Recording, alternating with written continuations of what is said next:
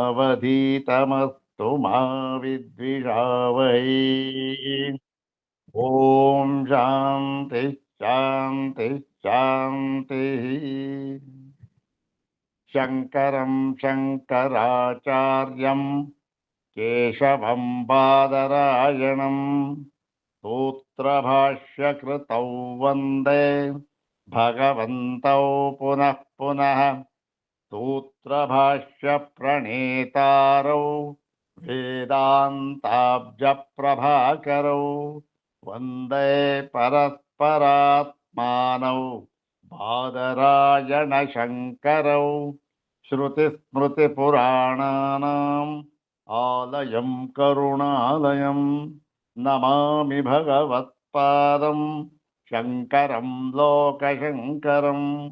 नमामि भगवत्पादशङ्करं लोकशङ्करं।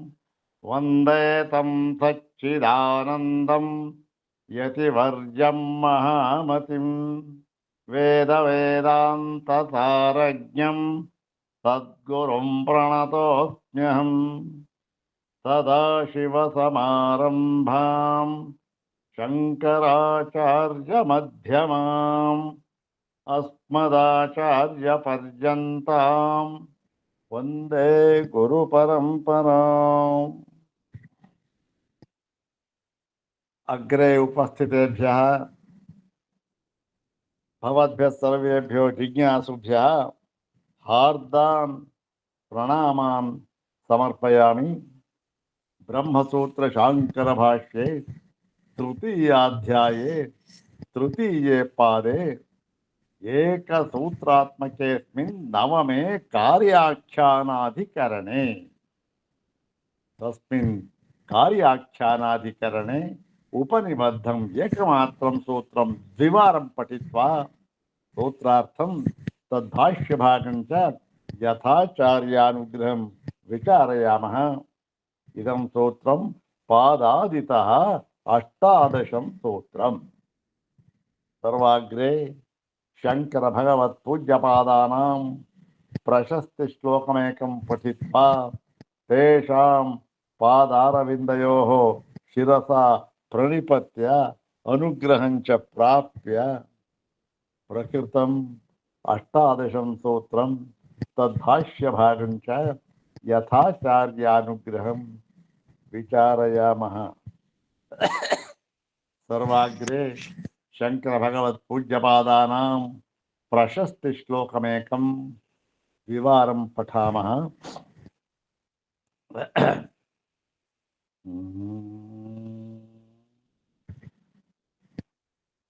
ॐ प्रभाधूतचन्द्रायुतायाखिलेष्ट प्रदायानतानां समूहाय शीघ्रम् प्रतीपायनं रौघदुःखाघपङ्क्तेः मुदा सर्वदा स्यान्नमः शङ्कराय। ॐ प्रभाधूतचन्द्रायुतायाखिलेष्टप्रदायानतानां समूहाय शीघ्रम् प्रतीपायनं रौघदुःखागपङ्क्तेः मुदा सर्वदा स्यान्नमः शङ्कराय। मुदा सर्वदा स्यान्नमः शङ्कराय। नमः शङ्कराय। ಸಚ್ಚಿದಾನಂದ ಶಿವಾಭಿನವ ನರಸಿಂಹ ಭಾರತಿಗಳು ಅತ್ಯಂತ ಉತ್ತಮವಾದ ಕವಿಗಳು ಹೌದು. ಅವರ ಒಂದು ಜೋಡಣೆ, ಆ ಒಂದು ಅವರಿಗಿದ್ದ ಒಂದು ವ್ಯಾಪ್ತಿ ಇವೆಲ್ಲ ಅನ್ಯಾದೃಶ. ಈ ಶ್ಲೋಕ ಕೂಡ ಬಹಳ ಚೆನ್ನಾಗಿ ಮೂಡಿ ಬಂದಿದೆ. ಅಥ ಶ್ರೀಮಚ್ಛಂಕರ ಭಗವತಃ ಕೃತೌ ಶಾರೀರಕಮೀಮಾಂಸಾ ಭಾಷ್ಯೆ ತೃತೀಯೇ ಸಾಧನಾಧ್ಯಾಯೇ ತೃತೀಯೇ ಪಾದೇ ಏಕಸೂತ್ರಾತ್ಮಕಂ ನವಮಂ ಕಾರ್ಯಾಖ್ಯಾನಾಧಿಕರಣಂ. ಓಂ ಕಾರ್ಯಾಖ್ಯಾನಾದ ಪೂರ್ವಂ. ಓಂ ಕಾರ್ಯಾಖ್ಯಾನಾದ ಪೂರ್ವಂ. ಇದರ ಅನ್ವಯ ಹೇಗಾಗುತ್ತೆ? ಪದವಿಭಾಗ ಎರಡೇ ಪದ ಇರತಕ್ಕಂಥದ್ದು ಕಾರ್ಯಾಖ್ಯಾನಾತ್ ಅಪೂರ್ವಂ. ಅನ್ವಯನೂ ಕೂಡ ಅದೇ ರೀತಿ ಇದೆ. ಕಾರ್ಯಾಖ್ಯಾನಾತ್ ಅಪೂರ್ವಂ. ಕಾರ್ಯಾಖ್ಯಾನಾತ್ ಇತ್ಯುಕ್ತೆ ಕಾರ್ಯಸ್ಯ ಆಖ್ಯಾನಾತ್. ಕಾರ್ಯಸ್ಯ ಅಂತಂದ್ರೆ ಏನನ್ನ ಮಾಡಬೇಕು ಅದು, ಹೀಗೆ ಮಾಡಬೇಕು ಎಂಬುದಾಗಿ ಆಖ್ಯಾನಾತ್ ಹೇಳಿರುವುದರಿಂದ, ಅಂದ್ರೆ ಮಾಡಬೇಕಾದ ಕಾರ್ಯವನ್ನು ಹೇಳಿರುವುದರಿಂದ ಏನಿದು ಅಂದ್ರೆ ಇದು ವಿಧಿವಾಕ್ಯ ಆಯಿತು. ಹೌದು ತಾನೆ? ಮಾಡಬೇಕಾದ ಕಾರ್ಯವನ್ನು ಹೇಳುವುದು ವಿಧಿವಾಕ್ಯ. ಹೀಗೆ ಮಾಡಬೇಕು, ಯಾವುದಾದರೂ ಆಗಲಿ, ಮಾಡಬೇಕು, ಮಾಡತಕ್ಕದ್ದು, ತವ್ಯ, ಲಿಂಗ್, ಲಕಾರ ಇವೆಲ್ಲ ಒಂದು ವಿಧಿ ಸೂಚಕವಾದ ಕ್ರಿಯಾಪದಗಳು. ಹೀಗಾಗಿ ಏನು ಅಂತಂದ್ರೆ ಇದು ಕಾರ್ಯವನ್ನ, ಮಾಡಬೇಕಾದ ಕಾರ್ಯವನ್ನು ಹೇಳ್ತಾ ಇರ್ತಕ್ಕಂಥದ್ರಿಂದ ವಿಧಿ ಆಯಿತು. ಆ ವಿಧಿ ಅಂತಕ್ಕಂಥದ್ದು 3 ವಿಧವಾದ ವಿಧಿಗಳಿದೆ. ಅದರಲ್ಲಿ ಇದು ಯಾವುದು, ಇದು ಯಾವ ವಿಧಿ ಅಂತ ಹೇಳಿದ್ರೆ ಇದು ಅಪೂರ್ವ ವಿಧಿ.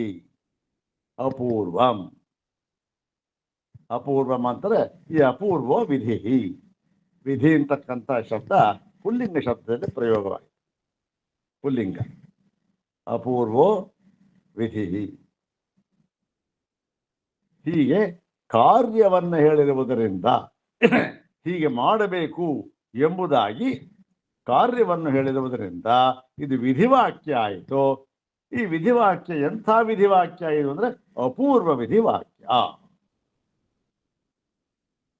ಮತ್ತೆ ಇನ್ನು ಬೇರೆ ಅಪೂರ್ವ ವಿಧಿ ಅಂತ ಹೇಳ್ಬಿಟ್ರೆ ಬೇರೆ ವಿಧಿನೂ ಇದೆಯೇನು? ಇದೆ. ಏನು? ನಿಯಮ ವಿಧಿ, ಪರಿಸಂಖ್ಯಾ ವಿಧಿ. ಅದು ಯಾವುದು ಅಲ್ಲ, ಇಲ್ಲಿ ಅಪೂರ್ವ ವಿಧಿ. ಅಪೂರ್ವ ವಿಧಿ ಅಂತಂದ್ರೆ ಏನು? ಒಂದೇ ಮಾರ್ಗ, 2 ಮಾರ್ಗಗಳು ಇದೆ, ಅಥವಾ ಬೇರೆ ಮಾರ್ಗಗಳಿರಬಹುದು. ಅದು ಮಾರ್ಗವೇ ಅಲ್ಲ, ಇರ್ತಕ್ಕಂಥದ್ದು ಒಂದೇ ಮಾರ್ಗ. ಅವೆಲ್ಲ ಮಾರ್ಗಭಾಸಗಳು ಇರ್ಬೋದು, ಬೇಡ. ಒಂದೇ ಮಾರ್ಗ, ಬೇರೆ ಮಾರ್ಗ ಇಲ್ಲವೇ ಇಲ್ಲ. ಸ್ವರ್ಗಕಾಮೋ ಯಜೇತ ಅಂತ ಒಂದು ಉದಾಹರಣೆ ಕೊಟ್ಟರು. ಸ್ವರ್ಗಕಾಮನಾದವನು ಯಜೇತ ಅಂದ್ರೇನು? ವಿಧಿ ಹೇಳ್ತಕ್ಕಂಥ ವಾಕ್ಯ ಇದು ಅಪೂರ್ವ ವಿಧಿ. ಯಜೇತ ಅಂತಕ್ಕಂಥದ್ದು. ಹೌದ್ ತಾನೆ? ಈಗ ಇನ್ನೊಂದು ಕೆಲವು ನಿಯಮ ವಿಧಿ ಅಂತ ಇದೆ. ಅದಕ್ಕೂ ಉದಾಹರಣೆ ಹೇಳಿದ್ರು.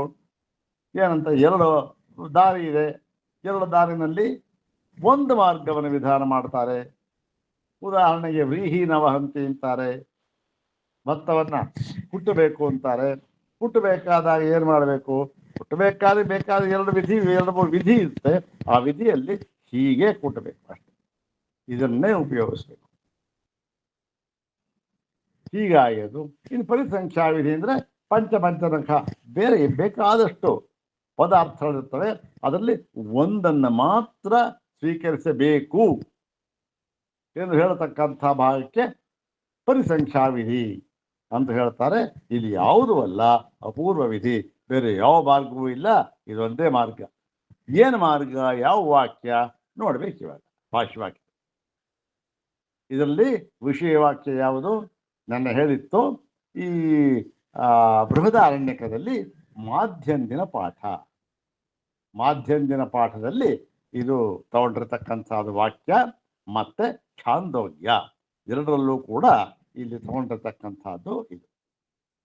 ಏನು ಅಂತಕ್ಕಂಥದ್ದು ಈ ಒಂದು ಅಧಿಕರಣದ ಆ ಸಾರಾಂಶವನ್ನ ಶ್ಲೋಕದಲ್ಲಿ ಹಿಡಿದಿಟ್ಟಿದ್ದಾರಲ್ಲ, ಆ ಶ್ಲೋಕವನ್ನು ಒಂದ್ಸರಿ ನೋಡ್ಬಿಡೋಣ. ಇವೆಲ್ಲ ಭಾಷ್ಯವೆಲ್ಲ ಆದಮೇಲೆ ನಾವು ಪುನಃ ನಾವು ಶ್ಲೋಕ ಹೇಳ್ಕೊಂಡ್ರೆ ನಮ್ಗೆ ಚೆನ್ನಾಗಿ ಅರ್ಥ ಆಗೋ. ಇಷ್ಟೇ ಇದು, ಈ ಅಧಿಕರಣ ಇಷ್ಟೇ. ಅಧಿಕರಣ ಓದಲೇಬೇಕಾದಿಲ್ಲ. ಏನಪ್ಪ ಯಾರು ಏನಪ್ಪ ಕಾರ್ಯಾಖ್ಯಾನಾಧಿಕರಣ ಏನು? ಹಾಗಾದ್ರೆ ಕಾರ್ಯಾಖ್ಯಾನಾಧಿಕರಣ ಏನು ಅಂತಂದ್ರೆ ಏನಿಲ್ಲ, ಈ ಒಂದು ಶ್ಲೋಕ ಹೇಳ್ಬಿಟ್ರೆ ಮುಗಿದೈತೆ. ನೋಡೋಣ. ಅನಗ್ನ ಬುದ್ಧ್ಯಾ ಶಮನೆ ವಿಧೀಯೇ ವಿಧೇಯೇ ಬುದ್ಧಿರೇ ಭವ. ಅನಗ್ನ ಬುದ್ಧ್ಯಾ ಶಮನೆ ವಿಧೇಯೇ ಬುದ್ಧಿರೇ ಭವ. ಉಭೇ ಅಪಿ ವಿಧೀಯೇತೆ ದ್ವಯೋರತ್ರ ಶುತತ್ವತಃ. ಸ್ಮೃತೇರಾಶಮನಂ ಪ್ರಾಪ್ತಂ ಪ್ರಾಯತ್ಯಾರ್ಥಮನೂದ್ಯತತ್. ಅನಗ್ನತಾಮತಿ ಪ್ರಾಣವಿದೋ ಪೂರ್ವಾ ವಿಧೀಯತೆ. ಇದು ಸಿದ್ಧಾಂತ ಕೊನೆಯದು. ಅನಗ್ನತಾಮತಿ ಪ್ರಾಣವಿದ ಅಪೂರ್ವ ವಿಧೀಯತೆ ಅಂತಕ್ಕಂಥದ್ದು. ಇದು ಅರ್ಥ ಆಗಬೇಕಾದ್ರೆ ನಮ್ಮ ಭಾಷೆ ಚೆನ್ನಾಗಿ ಅರ್ಥವಾದ್ಮೇಲೆ ಈ ಶ್ಲೋಕದ ಅರ್ಥವಾಗುತ್ತೆ. ನೋಡೋಣ. 351 ಭಾಷ್ಯ ಭಾಗ. ಛಂದೋಗಾಹ ವಾಜಸನೇಯಿನಶ್ಚ ಪ್ರಾಣ ಸಂವಾದೆ ಶ್ವಾದಿಮರ್ಯಾದಂ ಪ್ರಾಣಸ್ಯ ಅನ್ನಂ ಆಮ್ನಾಯ ತಸ್ಯೈವ ಅಪೋವಾಸ ಆಮನಂತಿ. ಲಲಿತವಾದ ಭಾಷೆ. ಇದನ್ನ ಇದರ ಸಂದರ್ಭ ಹೇಳಿತ್ತು. ಏನು ಅಂತಂದ್ರೆ, ಛಂದೋಗರು ಮತ್ತೆ ವಾಜಸನೇಯಿಗಳು ಕೂಡ ಅಂದ್ರೆ ಏನು, ಛಾಂದೋಗ್ಯೋಪನಿಷತ್ತಿನಲ್ಲೂ ಇದು ಬಂದಿದೆ, ಮತ್ತೆ ಬೃಹದಾರಣ್ಯಕದಲ್ಲಿಯೂ ಬಂದಿದೆ. ಮಾಧ್ಯಂದಿನ ಶಾಖೆ ಅದಕ್ಕೆ ಕಾಣ್ವ ಅಂತ ಹೇಳಿ ಬಳಸ್ತಿಲ್ಲ ಆಚಾರ್ಯರು. ಸಾಮಾನ್ಯವಾಗಿ ಅವರು ಪ್ರಮಾಣ ವಾಕ್ಯವನ್ನ ಬೃಹದಾರಣ್ಯಕದಲ್ಲಿ ತೆಗೆದುಕೊಳ್ಳುವಾಗ ಈ ಮಾಧ್ಯಂದಿನ ಶಾಖೆನ ಸಾಮಾನ್ಯವಾಗಿ ತೆಗೆದುಕೊಂಡಿದೆ. ಬೇರೆ ಕಾನೂನು ಶಾಖೆ ಅಂತಲ್ಲ, ಇದನ್ನು ತಗೊಂಡಿದ್ದಾರೆ. ಮಾಧ್ಯಂದಿನ ಶಾಖೆಯನ್ನು ಜಾಸ್ತಿ ತಗೊಂಡಿದ್ದಾರೆ. ಹೀಗಾಗಿ ಇಲ್ಲೂ ಕೂಡ ಮಾಧ್ಯಂದಿನ ವಾಕ್ಯ ಇದು. ನೋಡೋಣ ಏನು. ಛಂದೋಗ ವಾಜಸನೇಯ. ಛಂದೋಗರು ವಾಜಸನೇಯಿಗಳು ಕೂಡ ಈ ಛಾಂದೋಗ್ಯೋಪನಿಷತ್ತಿನಲ್ಲಿ ಮತ್ತೆ ಬೃಹದಾರಣ್ಯಕದಲ್ಲಿ ಒಂದು ಸಂದರ್ಭ ಬರುತ್ತೆ, ಪ್ರಾಣ ಸಂವಾದ ಅಂತಕ್ಕಂಥದ್ದು, ಪ್ರಾಣೋಪಾಸನೆಯ ಸಂದರ್ಭ. ಅದರಲ್ಲಿ ಎಲ್ಲ ಪ್ರಾಣಗಳು ಕೂಡ ಆ ಮುಖ್ಯ ಪ್ರಾಣನನ್ನ ಕೇಳ್ತಾರೆ. ಈ ಏನಂತ ಹೇಳ್ತಾರೆ, ಅವ್ರಿಗೆ ಹೇಳ್ತಾರೆ, ನೀನೇ ಸರ್ವಸ್ವ, ನೀನೇ ಜ್ಯೇಷ್ಠ, ನೀನೇ ಶ್ರೇಷ್ಠ ಅಂತ ಹೇಳ್ತಾರೆ ಎಲ್ಲ ಪ್ರಾಣಗಳು ಕೂಡ. ಇವನೇನು ಹೇಳ್ತಾನೆ ಮುಖ್ಯ ಪ್ರಾಣ, ಓಹ್ ಇದೆಲ್ಲ ಕಲ್ಪನೆ, ಇದು ಎಲ್ಲ ಮಾತಾಡ್ತಾವೆಲ್ಲ ಕಲ್ಪನೆ, ಇದು ಕಲ್ಪನೆ. ಯಾಕೆ? ಆ ಸಿದ್ಧಾಂತವನ್ನ ಸಮರ್ಥನೆ ಮಾಡುವುದಕ್ಕೆ ಕಲ್ಪನೆ ಇದು ಇರ್ಲಿ. ಆಗ ಆ ಮುಖ್ಯ ಪ್ರಾಣ ಕೇಳ್ತಾನೆ, ಓಹ್ ಸರಿಯಪ್ಪ, ಹಾಗಾದ್ರೆ ನಾನೇ ಜ್ಯೇಷ್ಠ ನೀನೇ ಶ್ರೇಷ್ಠ ಅಂತೆಲ್ಲ ಹೇಳ್ಬಿಟ್ಟೆ, ಸರಿ ನನಗೆ ಬಟ್ಟೆ ಯಾವುದು, ಅನ್ನ ಯಾವುದು? ಹೌದಾ ಮುಖ್ಯ ಪ್ರಾಣನೇ, ನಿನಗೆ ಅನ್ನ ಯಾವುದು ಅಂತ ಕೇಳ್ತೀನಪ್ಪ ಅಂತ ಹೇಳಿ ಈ ವಾಕ್ಯ ಹೇಳ್ತಾರೆ. ಏನು? ಪ್ರಾಣಸ್ಯ ಅನ್ನ ಮಾತಸ್ಯ ಆಪವಾದ ಪ್ರಾಣಸ್ಯ ಅನ್ನಂ ಆಮ್ನಾಯ. ಪ್ರಾಣಕ್ಕೆ ಯಾವುದು ಅನ್ನವಾಗಿದೆ ಎಂಬುದನ್ನು ಹೇಳಿ, ತಸ್ಯೈವ ಪ್ರಾಣಸ್ಯ ಅಪೋವಾಸ ಆಮನಂತಿ. ಅವನಿಗೆ ಅನ್ನ ಆಯ್ತು. ಇದು ಬಟ್ಟೆ ಯಾವುದು ಅಂತಂದ್ರೆ ಅಪೋವಾಸ ಅಪಹ ಅಂತಕ್ಕಂಥದ್ದು ದ್ವಿತೀಯ ವಿಭಕ್ತಿ, ಬಹುವಚನ ರೂಪ. ನೀರುಗಳನ್ನು ಅಂತ ಸಂಸ್ಕೃತದಲ್ಲಿ, ಅದರ ಕನ್ನಡದಲ್ಲಿ ನೀರನ್ನು ಅಂತ ಅಷ್ಟೆ, ಜಲ. ಆ ನೀರನ್ನ ಬಟ್ಟೆ ಅಂತ ಹೇಳ್ತಾರೆ. ಯಾರು? ಎಲ್ಲೂ ಈ ಛಂದೋಗರು ವಾಜಸನೇಯಿಗಳು ಈ ಸಂದರ್ಭ ಬರುತ್ತೆ. ಯಾವುದು ಅನ್ನ ಬಟ್ಟೆ ಯಾವುದು ಅಂತ ಕೇಳಿದಾಗ, ನೋಡಪ್ಪ ನಿನಗೆ ಬಟ್ಟೆ ಯಾವುದು ಗೊತ್ತೇನು? ಈ ನೀರು. ಅರೆ ನೀರು ಎಲ್ಲಿಂದ ಬರುತ್ತೆ, ಹೇಗೆ ಆ ಪ್ರಾಣನಿಗೆ ಅಂತ ಅದ್ರ ಮುಂದೆ ಹೇಳ್ತಾ ಇದ್ದಾರೆ. ನೀರು ಹಂಗಾರೆ ಅನ್ನ ಯಾವುದು ಅಂದ್ರೆ ಅದೆಲ್ಲ ಮುಂದೆ ಇವಾಗ ಹೇಳ್ತಾ ನೋಡಿ. ತಸ್ಮಾದ್ವಾ ಏತದಶಿಷ್ಯಂತಹ ಪುರಸ್ತಾಚ್ಚ ಉಪರಿಷ್ಟಾಚ್ಚ ಅದ್ಭಿ ಪರಿದಧತಿ. ಆದ್ದರಿಂದಲೇ, ಯಾಕೆ? ಎಲೆ ಮುಖ್ಯ ಪ್ರಾಣನೇ, ನಿನಗೆ ಬಟ್ಟೆ ಅಂದ್ರೆ ಮುಚ್ಚತಕ್ಕಂಥ, ಶರೀರವನ್ನು ಮುಚ್ಚತಕ್ಕಂಥದ್ದು ಭಾಗ ಹೋಗ್ತಾನೆ. ಅದು ಆ ಬಟ್ಟೆ ಯಾವುದು ಗೊತ್ತೇನು? ನೀರಾಗಿದೆ. ಅದೇ ನೀರು. ಅದು ನೀರನ್ನೇ ಬಟ್ಟೆ, ನೀರೇ ಬಟ್ಟೆ. ನಿನಗೆ ನೀರು ಎಲ್ಲಿಂದ ಬರುತ್ತೆ? ನೀರು ಯಾವಾಗ ಹೇಗಿದೆ, ಎಲ್ಲಿದೆ ಅಂತಂದ್ರೆ ಅಲ್ಲಿ ಕೇಳ್ತಾರೆ. ಆದ್ದರಿಂದಲೇ, ಇವೆಲ್ಲ ಉಪಾಸನೆ ತಾನೆ, ಭಾವನೆ ಇದು. ನೀರನ್ನ ನಿನಗೆ ಬಟ್ಟೆ ಎಂಬುದಾಗಿ ತಿಳಿದಿರುವುದರಿಂದ ಏನು ಮಾಡ್ತಾರೆ? ತಸ್ಮಾದ್ವಾ ಆದ್ದರಿಂದಲೇ ಏತದ್ ಅಶಿಷ್ಯಂತಹ ಅಂದ್ರೆ ಈ ಊಟ ಅಶಿಷ್ಯಂತಹ ಅಂದ್ರೆ ಏನು? ಊಟ ಮಾಡುವವರನ್ನು, ಈ ಊಟ ಮಾಡುವವರು ಬಹುವಚನ ಪ್ರಯೋಗ. ಅಶಿಷ್ಯನ್ ಅಶಿಷ್ಯಂತವು ಅಶಿಷ್ಯಂತಹ. ಅಶಿಷ್ಯಂತಹ ಊಟ ಮಾಡುವವರು ಏನ್ ಮಾಡ್ತಾರೆ? ಪುರಸ್ತಾಚ ಅಂದ್ರೆ ಊಟ ಮಾಡುವುದಕ್ಕೆ ಮೊದಲು, ಮತ್ತೆ ಉಪರಿಷ್ಟಾಚ ಊಟ ಮಾಡಿದ ನಂತರವೂ ಕೂಡ ಅದ್ಧಿ ಪರಿದದತಿ. ಈಗ ಏನ್ ಮಾಡ್ತಾರೆ? ಅವರು ನೀರಿನಿಂದ ಅದನ್ನ ಹೊದ್ದಿಸುತ್ತಾರೆ. ಯಾರನ್ನ? ಮುಖ್ಯ ಪ್ರಾಣನನ್ನ. ಯಾಕೆ? ಬಟ್ಟೆ ಅವರಿಗೆ ಮುಖ್ಯ ಪ್ರಾಣ. ಬಟ್ಟೆ ನೀರು ಬಟ್ಟೆಯನ್ನು ಹೊದಿಸ್ತಾ ಇರ್ತಾರೆ, ಬಟ್ಟೆಯನ್ನು ನೀರನ್ನು ಹೊದಿಸ್ತಾರೆ. ಪರಿದದತಿ ಎಲ್ಲಿದೆ ಇದು? ಛಾಂದೋಗ್ಯದಲ್ಲಿ ಈ ತರ ಹೇಳಿದ್ದಾರೆ. ಮತ್ತೆ ವಾಜಸನೇನಸ್ತು ಆಮನಂತಿ, ಅದೇ ಬೃಹದಾರಣ್ಯಕರ ಮಾಧ್ಯಂದಿನ ಶಾಖೆಯಲ್ಲಿ ಹೇಳ್ತಾರೆ, ತದ್ವಿದ್ವಾಂಸಃ ಶ್ರೋತ್ರಿಯಾ ಅಶಿಷ್ಯಂತಹ ಆಚಾಮಂತಿ ಅಶಿತ್ವಾಚ ಆಚಾಮಂತಿ ಏತಮೇವ ತದ್ ತತ್ ಅನಗ್ನಂ ಕುರುವಂತಹ ಮನ್ಯಂತೆ ಅಂತ ಹೇಳ್ಬಿಟ್ಟು ಏನ್ ಹೇಳ್ತಾರೆ? ಈ ವಾಜಸೇನಿಗಳು ಏನ್ ಹೇಳ್ತಾರೆ? ತದ್ ವಿದ್ವಾಂಸಃ ಅಂದ್ರೆ ಅದನ್ನ ತಿಳಿದವನು. ತಿಳಿದವನು ಅಂದ್ರೆ ವಿದ್ವಾಂಸ ಅಂದ್ರೆ ಇಲ್ಲಿ ವಿದ್ವಾಂಸ ಅಂದ್ರೆ ಜ್ಞಾನಿ ಅಂತ ಏನು ಅರ್ಥ ಮಾಡ್ಬೇಕಾಗಿಲ್ಲ. ಈ ಉಪಾಸಕ ಅಂತ, ಪ್ರಾಣೋಪಾಸಕ. ಏನ್ ಮಾಡ್ತಾರೆ? ಪ್ರಾಣೋಪಾಸಕರು, ಶ್ರೋತ್ರಿಯರುಗಳು ಅಂದ್ರೇನು? ಪ್ರಾಣೋಪಾಸಕರು ಶ್ರುತಿಯಲ್ಲಿ ಏನು ಹೇಳಿದೆಯೋ ಹಾಗೆ ಮಾಡುವವರು. ಆ ರೀತಿ ಪ್ರಾಣವನ್ನ ಭಾವನೆ ಮಾಡಿ ಮಾಡುವವರು ಏನ್ ಮಾಡ್ತಾರೆ? ಅಶಿಷ್ಯಂತಹ ಅವರು ಕೂಡ ಊಟ ಮಾಡುವವರಾಗಿ ಏನ್ ಮಾಡ್ತಾರೆ? ಮೊದಲು ಆಚಾಮಂತಿ ಅವರು ಆಚಮನವನ್ನ ಮಾಡುತ್ತಾರೆ. ಮತ್ತೆ ಅಶಿಷ್ಯಂತಹ ಅಂದ್ರೆ ಊಟ ಮಾಡೋದಕ್ಕೆ ಮುಂಚೆ, ಮತ್ತೆ ಅಶಿತ್ವ ಊಟ ಮಾಡಿದ ಮೇಲೆಯೂ ಕೂಡ ಆಚಾಮಂತಿ, ಆ ಊಟ ಮಾಡಿದ ಮೇಲೆಯೂ ಕೂಡ ಆಚಮನವನ್ನ ಮಾಡಿ ಅವನೇ ಆಚಮನ ಮಾಡಿ ಏನ್ ಮಾಡ್ತಾರೆ? ಆ ಪ್ರಾಣನನ್ನೇ ಏನ್ ಮಾಡ್ತಾರೆ? ಅನಗ್ನಂ ಕುರುವಂತೋ ಮನ್ಯಂತೆ. ಓಹೋ, ಈಗ ನಾವು ಈ ಮುಖ್ಯ ಪ್ರಾಣನಿಗೆ ಬಟ್ಟೆಯಿಂದ ಹೊದಿಸಿದ್ದೇವೆ ಎಂಬುದಾಗಿ ಭಾವನೆ ಮಾಡಿ ಆಚಮನವನ್ನು ಮಾಡ್ತಾರೆ. ಆಚಮನ ನೀರನ್ನು ಕುಡಿತಾರೆ, 3 ಸರಿ ಆಚಮನ ಮಾಡ್ತಾರೆ. ಆಚಮನ ಮಾಡಿದಾಗ ಓಹೋ, ಇವಾಗ ಪ್ರಾಣನಿಗೆ ಬಟ್ಟೆ ನಾವು ಹಾಕಿದ್ವಿ, ಬಟ್ಟೆ ಹೊದಿಸಿದ್ವಿ ಅಂತ ಭಾವನೆ ಮಾಡ್ತಾರೆ.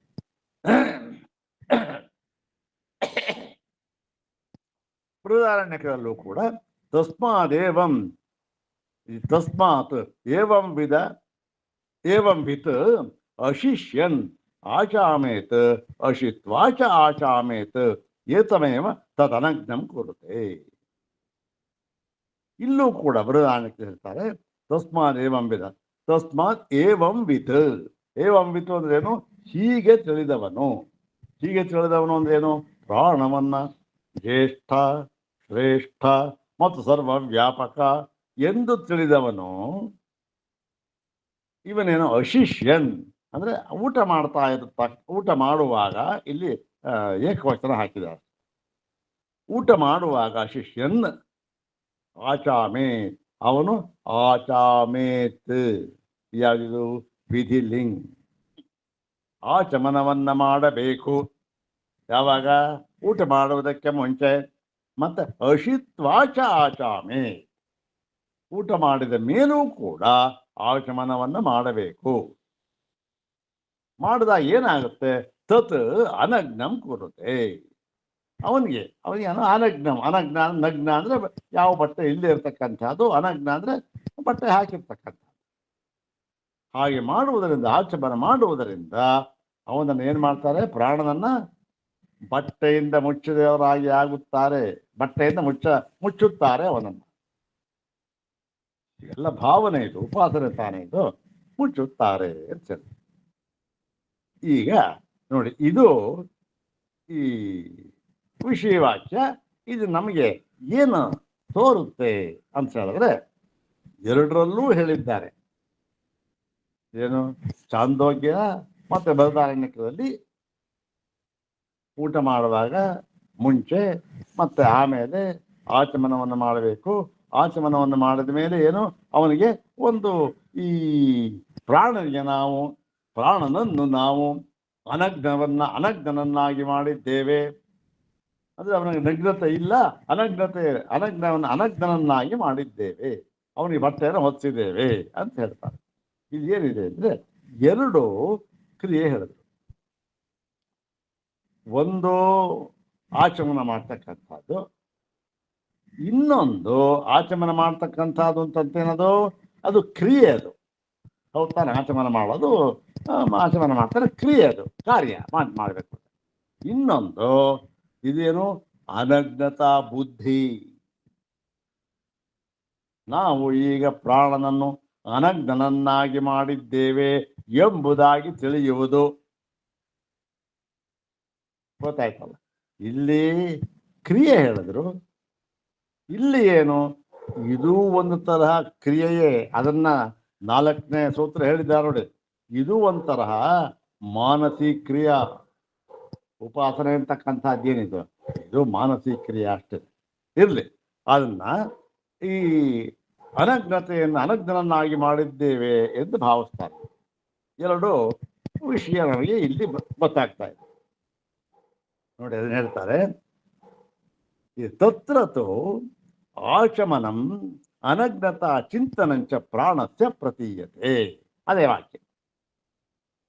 ಈ ಎರಡೂ ಕಡೆ ನಮಗೇನು ಗೊತ್ತಾಗುತ್ತೆ, ಆಚಮನ ಅಂದರೆ ಅದು ಕ್ರಿಯೆ ಆಯಿತು, ಮತ್ತೆ ಅನಗ್ನತಾ ಚಿಂತನಂ ಅಂದರೆ ಪ್ರಾಣನನ್ನ ನಾವು ಅನಗ್ನನನ್ನಾಗಿ ಮಾಡಿದ್ದೇವೆ ಎಂಬುದಾಗಿ ಬುದ್ಧಿ, ಆ ರೀತಿ ತಿಳಿಯುವುದು, ಭಾವನೆ, ಚಿಂತನೆ, ಇದು ಪ್ರಾಣನಿಗೆ ಎರಡು ನಮಗೆ ಹೇಳಿದ್ದಾರೆ.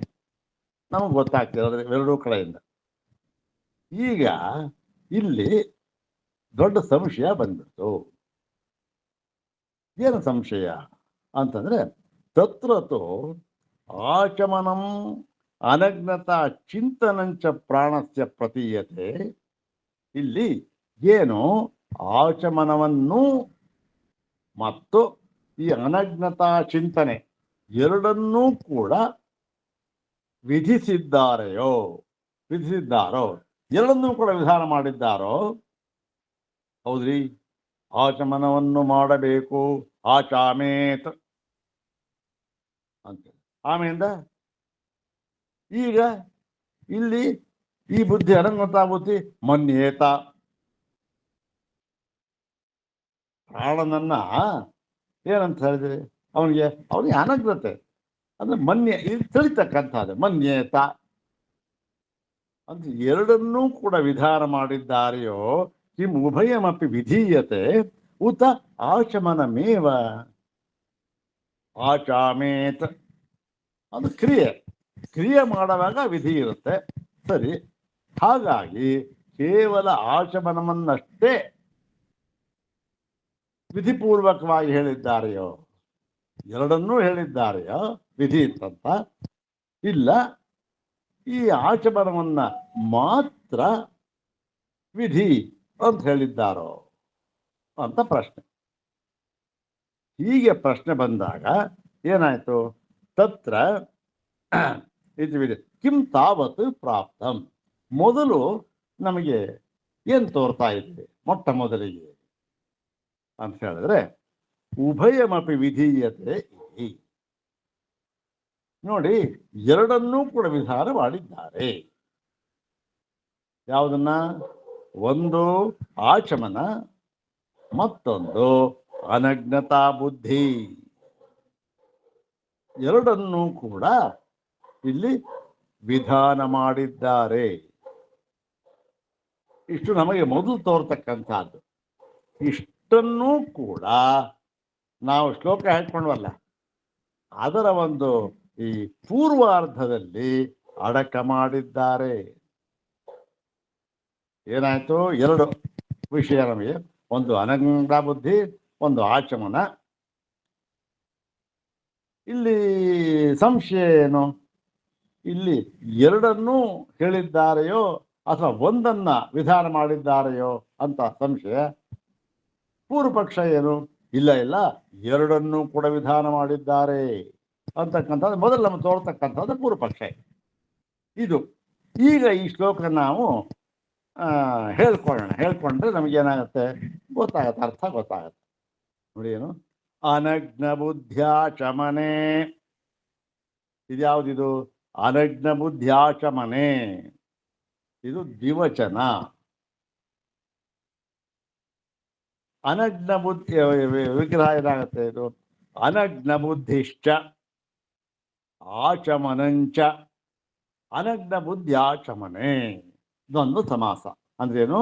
ಅನಗ್ನ ಬುದ್ಧಿ ಮತ್ತು ಆಚಮನ ಎರಡನ್ನು ಸೇರಿಸಿದಾಗ ಅನಗ್ನ ಬುದ್ಧಿ ಆಚಮನೆ ದ್ವಿವಚನ ಆಯಿತು.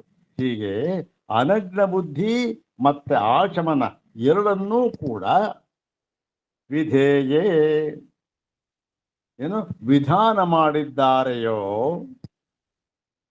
ವಾ ಬುದ್ಧಿರೇವವಾ, ಅಥವಾ ಬುದ್ಧಿ ಅನಗ್ನತಾ ಬುದ್ಧಿಯನ್ನ ಮಾತ್ರ ಮಾಡಿದ್ದಾರೆಯೋ ಅಂತ ಸಂಶಯ.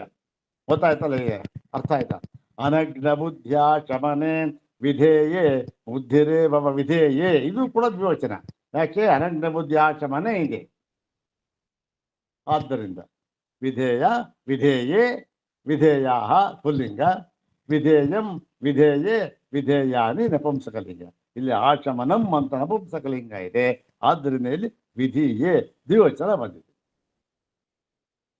ನಪುಂಸಕಲಿಂಗ ಅಜ್ಞಾನ ಬುದ್ಧಿಯೇ ಬುದ್ಧಿ ಎರಡೂ ಕೂಡ ವಿಧಾನ ಮಾಡಿದ್ದಾರೆಯೋ, ಎರಡನ್ನೂ ವಿಧಾನ ಮಾಡಿದ್ದಾರೆಯೋ, ಅಥವಾ ಬುದ್ಧಿ ಒಂದನೇ ಬುದ್ಧಿರೇವವ. ಈಗ ಪೂರ್ವ ಪಕ್ಷ ಇದರಲ್ಲಿ ಹೇಳ್ತಾ ಇದ್ದಾಳೆ ಏನಂತ ಸಂಶಯ. ಏನು ಸಂಶಯ ಏನು ಬರುತ್ತೆ ಅಂತ ಹೇಳ್ತಾರೆ. ಉಭೇ ಅಪಿ ವಿಧೀಯೇತೆ ದ್ವಯೋರತ್ರ ಶ್ರುತತ್ವತಃ. ಉಭೇ ಅಪಿ ವಿಧೀಯೇತೆ, ಇಲ್ಲಿ ಎರಡನ್ನೂ ಕೂಡ ವಿಧಾನ ಮಾಡಿದ್ದಾರೆ. ಇದು ಹೇಳಿದ್ರಲ್ಲ ಇದು ಭಾಷೆಯಲ್ಲಿ, ಎರಡನ್ನೂ ಕೂಡ ವಿಧಾನ ಮಾಡಿದ್ದಾರೆ. ಯಾಕೆ ಅಂದರೆ ದ್ವಯೋಹೋ, ಅದೇನು ಎರಡರ ಒಂದು ವಿಧಾನವೂ ಕೂಡ ಶ್ರುತತ್ವತಃ ಶ್ರುತಿಯಲ್ಲಿ ಹೇಳಿದ್ದಾರೆ. ಆದ್ದರಿಂದ ಶ್ರುತಿಯಲ್ಲಿ ಹೀಗೆ ಮನ್ಯೇತ ಅಂತಲೂ ಹೇಳಿದ್ದಾರೆ, ಮತ್ತೆ ಆಚಾಮೇತ ಅಂತಲೂ ಹೇಳಿದ್ದಾರೆ. ಆದ್ದರಿಂದ ಎರಡನ್ನು ನಾವು ವಿಧಾನ ಮಾಡಿದ್ದಾರೆ ಎಂಬುದಾಗಿ ತಿಳಿಯಬೇಕು. ಇಷ್ಟು ಇದರರ್ಥ. ಅನಗ್ನ ಬುದ್ಧಿಯ ಶಮನೆ ವಿಧೇಯೇ ಬುದ್ಧಿರೇವವ. ಸಂಶಯ. ಪೂರ್ವಪಕ್ಷ ಉಭೇ ಅಪಿ ವಿಧೀಯೇತೆ ದ್ವಯೋರತ್ರ ಶ್ರುತತ್ವತಃ. ಪೂರ್ವಪಕ್ಷ ತೋರ್ತಾ ಇದೆ. ಇದು ಯಾತಕ್ಕೆ ಇದು ಅಂತಕ್ಕಂಥದ್ದಕ್ಕೆ ಇದು ಪ್ರಮಾಣ. ಅದನ್ನು ಮುಂದಿನ ಉತ್ತರಾರ್ಧದಲ್ಲಿ ಹೇಳ್ತಾರೆ. ಅದನ್ನ ಈ ಮುಂದಿನ ಭಾಗ ಭಾಷ್ಯ ನೋಡ್ಕೊಂಡ್ಮೇಲೆ ಅರ್ಥ ಆಗುತ್ತೆ, ಚೆನ್ನಾಗಿ ಅರ್ಥ ಆಗುತ್ತೆ.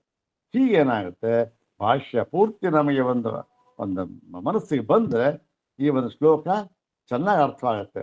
ಭಾಷ್ಯ ಉದ್ದಕ್ಕಿದೆ, ಪೇಜ್ಗಟ್ಟಲೆ ಇದೆ, ಮರ್ತೋಗ್ಬಿಡೋದು, ಶ್ಲೋಕ ಬರೆಯೋದಿಲ್ಲ. ಕಾರ್ಯಾಖ್ಯಾನಾಧಿಕರಣ ಏನು ಹೇಳಿದೆ ಅಂತ ಅಷ್ಟೇ ಈ ಶ್ಲೋಕ ನಮ್ಗೆ ಜ್ಞಾಪಕ ಬಂದ್ಬಿಡುತ್ತೆ ಎಲ್ಲ. ಅಲ್ಲಿ ಇಡೀ ಭಾಷ್ಯ ಪೂರ್ತಿ ಜ್ಞಾಪಕ ಬಂದ್ಬಿಡುತ್ತೆ. ನೋಡೋಣ. ಉತ್ತರ ಇಲ್ಲ. ಈಗ ತತ್ ಕಿಂ ಉಭಯಮಪಿ ವಿಧೀಯತೆ ತತ್ರ ಚ ಆಚಮನ ಉಭಯಮಪಿ ವಿಧೀಯತೆ ಉತ ಆಚಮನಮೇವ. ಇಲ್ಲಿ ಎರಡನ್ನೂ ವಿಧಾನ ಮಾಡಿದ್ದಾರೆಯೋ ಅಥವಾ ಆಚಮನ ಒಂದನ್ನೇ ವಿಧಾನ ಮಾಡಿದ್ದಾರೆಯೋ, ಅಥವಾ ಆಚಮನವನ್ನಲ್ಲ ಅನಗ್ನ ಚಿಂತನೆಯನ್ನು ವಿಧಾನ ಮಾಡಿದ್ದಾರೆಯೋ. ನೋಡಿ, ಮೂರು ಬಂತು. ಒಂದು, ಎಲ್ಲವನ್ನೂ ವಿಧಾನ ಮಾಡಿದ್ದಾರೆ. ಯಾವುದನ್ನ?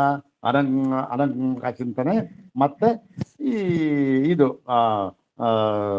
ಆಚಮನ ಎರಡನ್ನೂ ವಿಧಾನ ಮಾಡಿದ್ದಾರೆ ಅಂತ ಒಂದು. ಇಲ್ಲ ಕಣ್ರಿ, ಎರಡನ್ನೂ ಇಲ್ಲ, ಯಾವುದಾದ್ರೂ ಒಂದು ವಿಧಾನ ಮಾಡಿದ್ದಾರೆ. ಒಂದು ವಿಧಾನ ಮಾಡಿದ್ದಾರೆ ಅಂತಂದ್ರೆ ಅನಗ್ರತಾ ಬುದ್ಧಿಯನ್ನು ವಿಧಾನ ಮಾಡಿದ್ದಾರೆಯೋ ಅಥವಾ ಆಚಮನವನ್ನು ವಿಧಾನ ಮಾಡಿದ್ದಾರೆಯೋ ಅಂತ ಮುಂದಿನ ಪ್ರಶ್ನೆ, ಸಂಶಯ. ಇದು ಇಷ್ಟು ಕೂಡ ಇದು ಬಂತು. ಉಭಯಮಪಿ ವಿಧೇಯತೆ ಐತಿ. ಎರಡೂ ಕೂಡ ತೋರುತ್ತೆ, ಎರಡೂ ವಿಧಾನ ಮಾಡಿದ್ದಾರೆ ಅಂತ ತೋರುತ್ತೆ.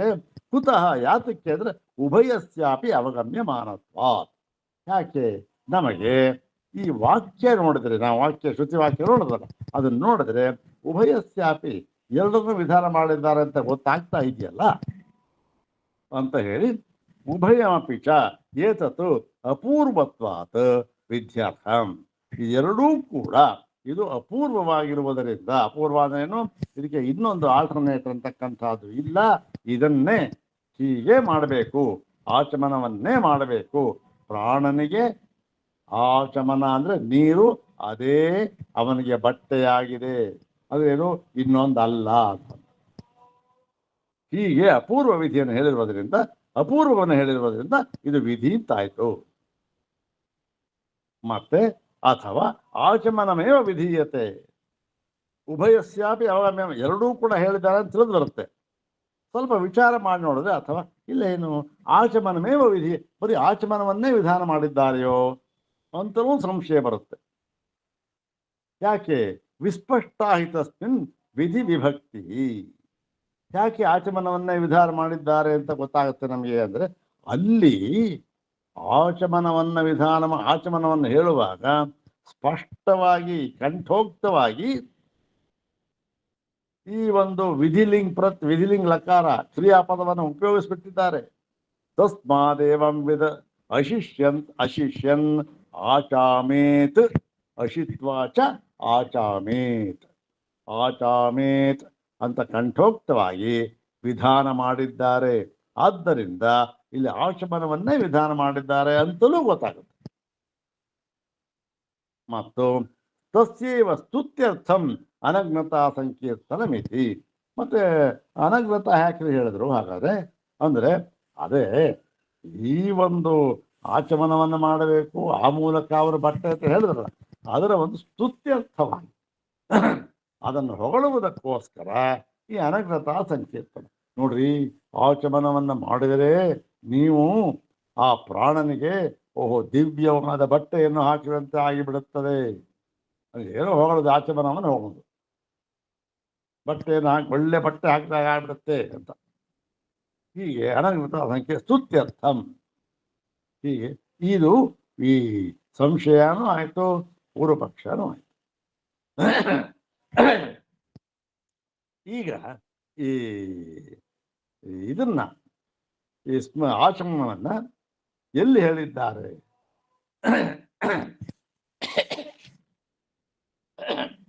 ಆಚಮನವನ್ನ ಈ ಸ್ಮೃತಿಯಲ್ಲಿ ಬರತಕ್ಕಂಥದ್ದು. ಆದ್ದರಿಂದ ಈ ಶ್ರುತಿಯನ್ನ ನಾವು ಅನುಸರಿಸಬೇಕಾದ್ರೆ ಹೇಗೆ ಅಂತಂದ್ರೆ, ಅದಕ್ಕೆಲ್ಲ ಉತ್ತರವನ್ನ ಈ ಮುಂದಿನ ಭಾಗದಲ್ಲಿ ಹೇಳ್ತಾರೆ. ಅದನ್ನ ಈ ನಾಳೆ ಚಿಂತನೆ ಮಾಡೋಣ. ಒಂದು ವಿಚಾರ ನೆನ್ನೆ ಹೇಳಬೇಕು ಅಂತ ಹೇಳಿದ್ನಲ್ಲ, ಅದಕ್ಕೆ ಸ್ವಲ್ಪ ಒಂದು 5 ನಿಮಿಷ ಮುಂಚೆ ಮುಗಿಸ್ಬಿಡ್ತೀನಿ. ಈಗ